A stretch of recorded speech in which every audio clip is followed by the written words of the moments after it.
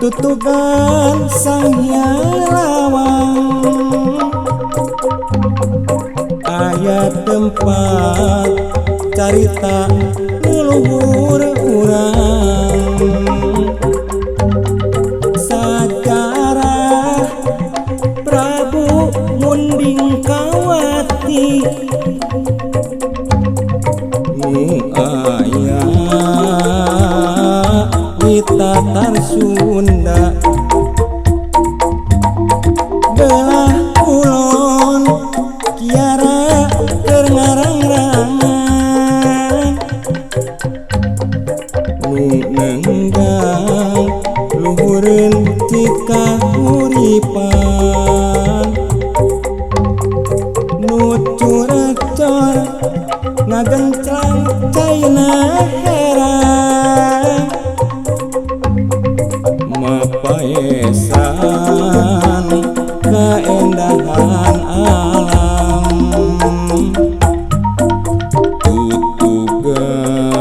tutugan kuring rek mulang ninggalkeun tapak nyawang kanu anggang harepan musirna ayeuna datang kabagjaan pasti bakal kasorang dimumunggang tutugan sang lawang aya tempat carita leluhur urang sajarah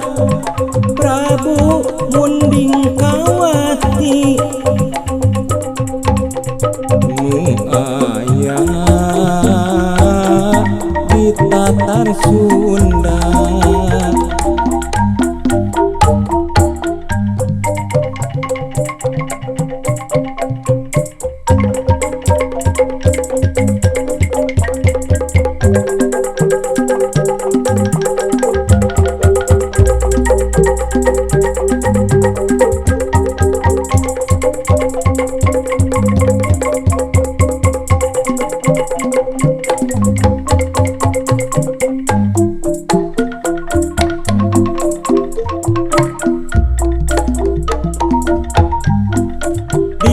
dimumunggang tutugan sang hyang lawang aya tempat carita leluhur urang sajarah Prabu Munding Kawati nu aya di Tatar Sunda belah kulon kiara keur ngarang-rangan nu nenggang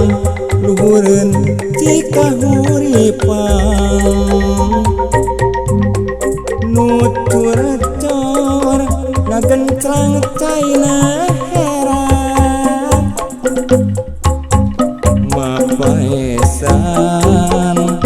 kaendahan alam tutugan kuring rek mulang ninggalkeun tapak nyawang kanu anggang harepan musirna ayeuna datang kabagjaan pasti bakal kasorang belah kulon kiara keur ngarang-rangan nu nenggang luhureun ci kahuripan